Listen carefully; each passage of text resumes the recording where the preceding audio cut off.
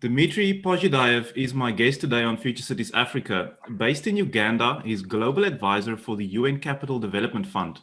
He has over 20 years of experience in international political affairs, institutional building and development finance in crisis, and post-conflict areas with the United Nations. Dmitry, very welcome. Can you take us on a quick tour of your background and your current work? Thank you so much for the invitation, Dan. It's a pleasure to be with you today. And thank you for this very impressive introduction. I'm impressed myself. My background is essentially in finance, public and private, and also in public management. I worked as the chief executive for a city of 300,000. So when I talk about urban problems, then I hopefully know what I'm talking about. Now going to what I engaged in at the moment in Uganda. We have a very diversified portfolio of programs, but let me talk about the three that are most closely linked to urban development and to the whole topic of smart cities.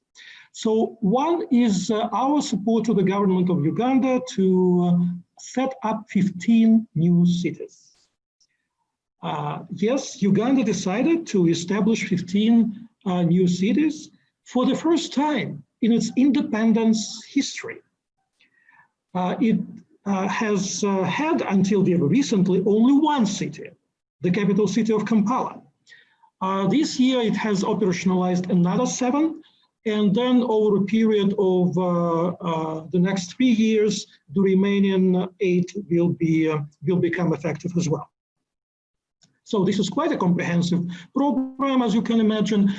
We are specifically focusing on the financial issues and in particular enabling an environment for innovative finance. So in that context, we are working on several quite interesting issues. We have just commissioned a study on innovative finance for urban development, which is looking into alternative models and instruments for urban finance.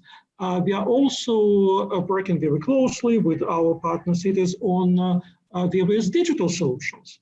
For example, digital solutions for planning, use of mobile phone data, for example, and together with the capital city of Kampala, we have designed a transport application which helped KCCA, the Kampala Capital City Authority, to design their master transportation plan for the greater Kampala metropolitan area, for example. We are also working with local governments on digitizing their processes, including asset management and local revenue generation. The second interesting program which we are implementing is around the International Municipal Investment Fund. This is a facility which was launched at the end of last year. Incidentally, it was launched in Durban, in South Africa. So it was launched at the end of last year. We are implementing it together with UCLG, the United Cities and Local Governments. This is a specialized lending and technical assistance facility to finance urban infrastructure, focusing primarily on developing and least developed economies. So the first closing of this fund, which is 300 million, covers 14 cities all around the world, from Bolivia to Morocco, with various infrastructure projects that contribute to economic development in those cities. And the third interesting program is our global program with 5 UN regional economic commissions and UN Habitat on building urban economic resilience during and after COVID-19. This one is working with 16 cities around the world, from Albania to Zimbabwe. And the objective is to help partner cities to identify their strengths and weaknesses from the perspective of urban economic and financial resilience, and then help them develop plans to recover better, to recover faster, to recover smarter, I would say, and also to improve their resilience. Very impressive. Are you, with these 15 new cities that you are looking to build in Uganda, are you looking at other African countries for inspiration? Is there some lessons that you are looking to learn from other African countries on how to do this? Oh yes, definitely so. As I said before, we are focusing more on the financial aspects of urban development, and in that sense, we have quite a few interesting examples in the region, and I was planning to talk about them, but to mention just a couple of them, and let me focus on the city of Johannesburg. I would like to mention the Jozi bonds, as well as the green bond that was floated by the city of Johannesburg as examples of innovation in financial area, which I believe will be very useful for the other cities on the continent, as well as for the new cities in Uganda. So you recently contributed a chapter to the book Reflections on African Cities in Transition. Can you give us an overview of what the book entails, and also key highlights on your chapter that was called Urbanization and the Quality of Growth in Uganda, the Challenge of Structural Transformation and Sustainable and Inclusive Development? Thank you, Dan. It's an interesting book, and it's interesting not only because I contributed to it, but because there are very many quite outstanding colleagues who contributed to that book. Incidentally, again, there is a very close relation with South Africa, because it was led by my colleagues from KwaZulu-Natal University. The book is interesting because of its broad coverage. You usually have, particularly when you have a collection of works, then you have quite a specific angle, whether it is economics or it is politics or, say, administration. In that sense, that book has a very broad coverage. It delves into political aspects of cities in Africa. It is talking about governance and administration. It looks into economics and into finances of new cities. So quite a broad coverage. When it comes to my chapter, it deals with Uganda specifically, as you have mentioned. And the particular issue that, or the particular angle is looking at how urbanization is.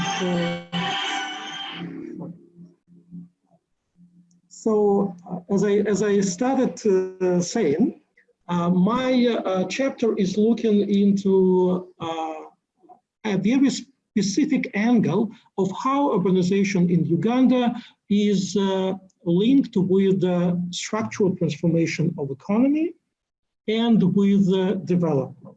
And the key point that I'm making there is that unfortunately we have urban growth without matching quality in Uganda.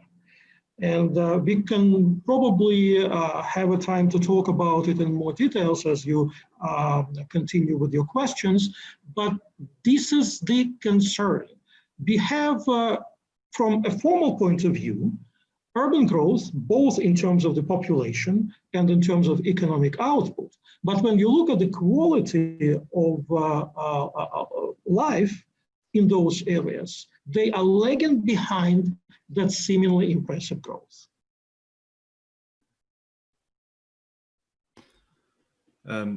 It's very interesting. What key emerging disruptors, including the current pandemic that we're experiencing, do you see impacting Ugandan cities, especially the new ones that you are planning as well?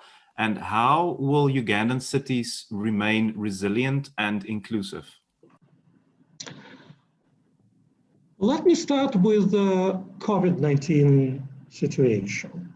I believe what it has highlighted is that Ugandan cities, but this is also true to a large extent for the continent as a whole, are not resilient enough. They're not resilient enough for a number of reasons. One, as I have mentioned, is the low quality of growth. But behind that, of course, are several factors which need to be looked into. One is a high level of inequality in urban areas. Inequality in urban areas, particularly, we are talking about Uganda now, but the situation is very similar in South Africa, incidentally. So inequality in urban areas is higher than in the countryside. Moreover, inequality is correlated with the size of the urban center. The bigger the city, the more unequal it is. And of course, we all know about the relationship between inequality and growth. So there is a negative relationship. The more inequality you have, the less growth you observe. So the concern in that sense is that at some point, we may hit a wall when it comes to the growth. Starting with a very low basis, as Uganda does, there is some space for growth. But if we continue along the path of growing inequality, then we are really taking serious risks. And in this context, I would also like to mention the issue of secondary cities. Secondary cities in Uganda are growing faster than the bigger centers. They are also, interestingly, less unequal, as we've just discussed, less unequal than the bigger ones. So investing in those secondary cities and improving the resilience of both the secondary cities and the peri-urban areas around them will significantly contribute to the improved resilience nationally. The second issue is, from the economic point of view, the structure of economics, a high degree of informality. Uganda's economy is 85% informal from the employment point of view. So 85% of the total workforce are producing about half of the total GDP. So it's not only the problem of informality, it's also the problem of low productivity. So 80% produce half, whereas another 85% produce half, whereas another 15% produce the other half of the GDP, which means almost 6 times higher productivity in the formal sector. And to make things worse, that informality is quite persistent. It has not been changing significantly over the past 10 years. So that's of course a matter of concern and a disruptor.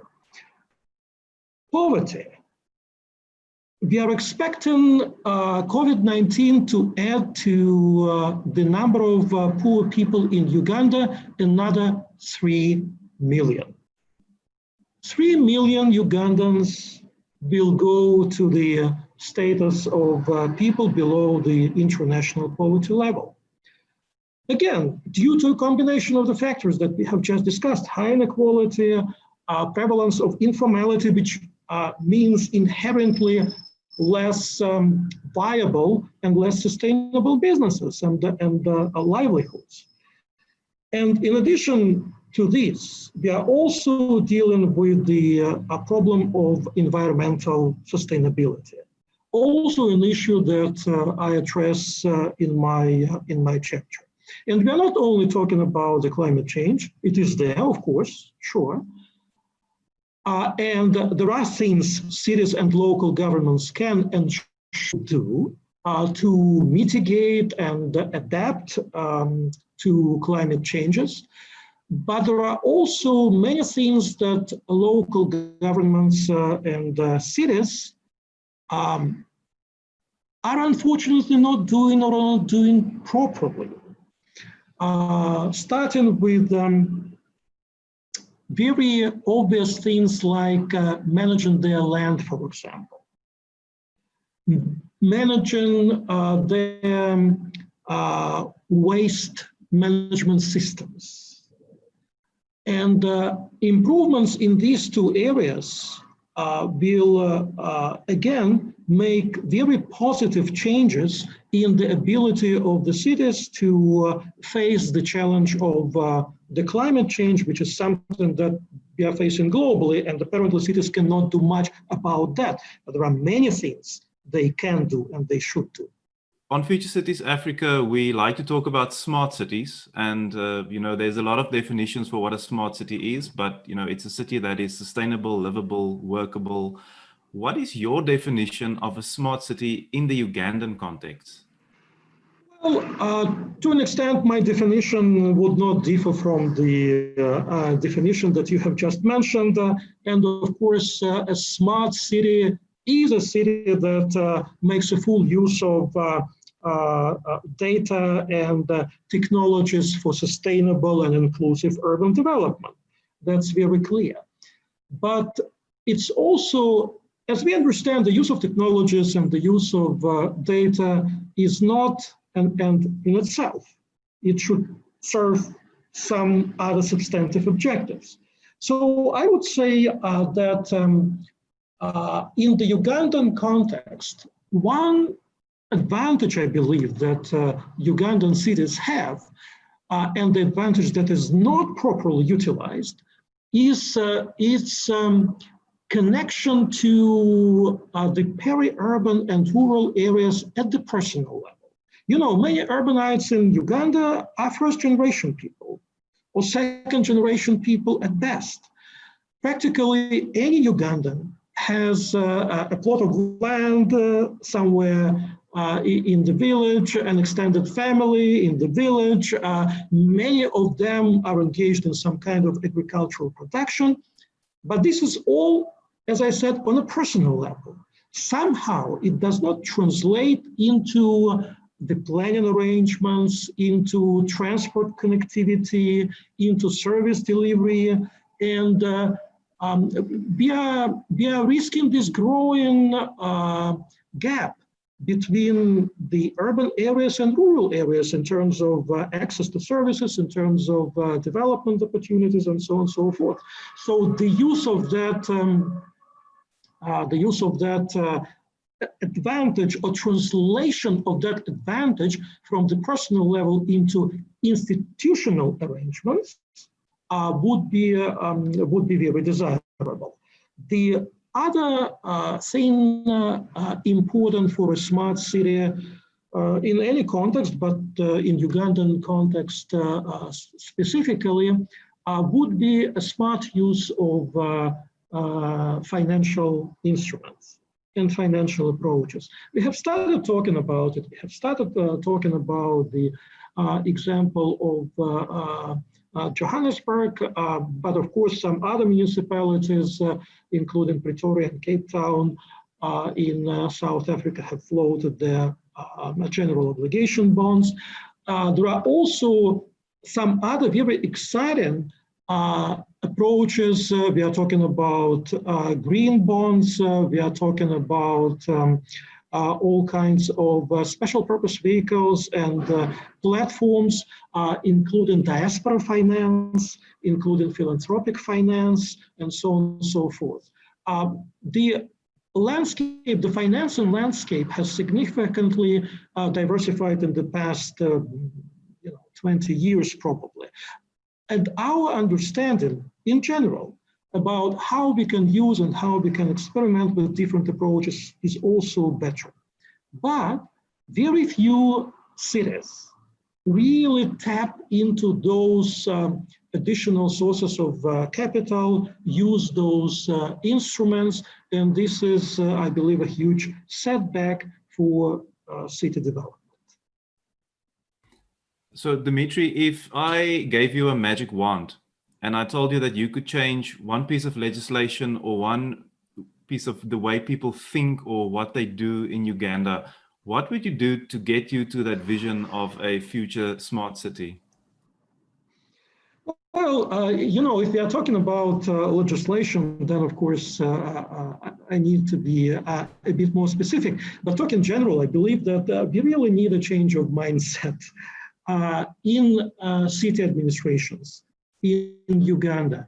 You see, the current mentality is that the city governments are just spending departments of the central government. It's a huge cashier's desk that receives money from the central government and then, gives it to whoever is there on the ground. That mentality needs to be changed. Of course, it is also related, there are reasons why such a mentality exists. There is also a need to change the fiscal space of local governments, to give them real fiscal autonomy, to give them real financial means of exercising their competences and conducting local development. But the specific legislative measure on which we are working at the moment with our partners includes revision of the borrowing limits for local governments.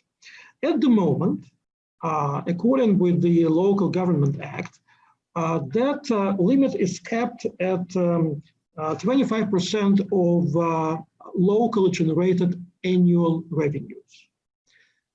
Now, as you can imagine, annual revenues in different places in Uganda differ. We have some local governments that produce 5% of their entire budget in local revenues. So the cap is 25% of 5%, not too much, as you understand. So what we suggest is now to link that cap not to the total amount of borrowing, but link it to the amount of service debt on a long-term loan amortized over a period of 10 years.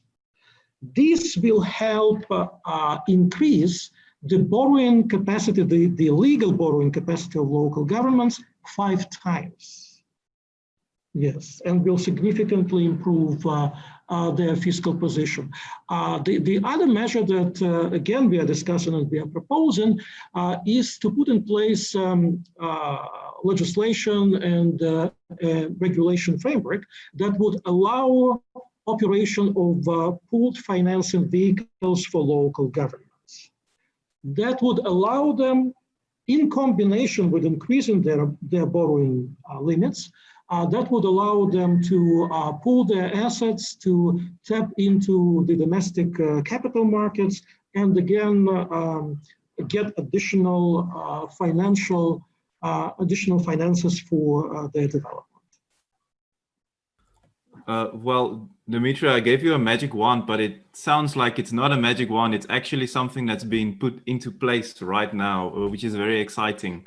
So if I take back the magic wand because you're not using it, and I'll give you a time machine, what do you see Ugandan cities looking like in 20 years from now? What is your hopes? What is your vision? And what do we need to start doing right now to get there? Well, of course, I have that beautiful vision of a very green city with a modern skyline and all that. But let me get to probably some more mundane issues. I would like to see Ugandan cities in 20 years more pedestrian and bicycle friendly. You know, being a pedestrian and being a bicyclist in Ugandan cities means taking risks. You do it at your own risk. So, you know, proper bicycle lanes and sidewalks and also a system of pavements and sidewalks that would allow pedestrian movements from point A to point B would be part of my vision. Then I believe what is also important, I've mentioned green cities, of course, but for this, we need cities with adequate and vibrant public spaces. We produced last year, together with colleagues from Makerere University, a study on public spaces in Ugandan cities. Using 2 Ugandan cities as case studies. Incidentally, both of them are the new cities now. So what we have found is that at the current rate of loss of their public land, they will run out of their public space completely in 10 years. And this is yes. And so protecting the public space, increasing public space, and making public space usable for a variety of activities, economic activities, cultural activities, interaction, is part of a vibrant and smart city. And it is also very important for local urban economies as we know them, because as you may know, the informal business is mostly conducted in public spaces. So again, keeping those public spaces friendly to informal businesses is a good contribution to local economies. And my last point, I would also like to see future cities more gender sensitive and women friendly.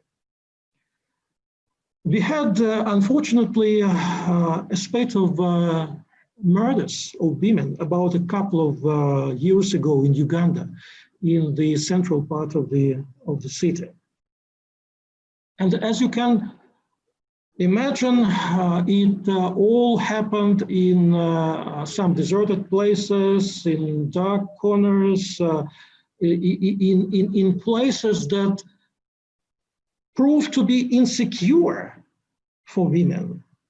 So again, we need to think of the city planners together with urban communities. It's not only the task for city planners, of course.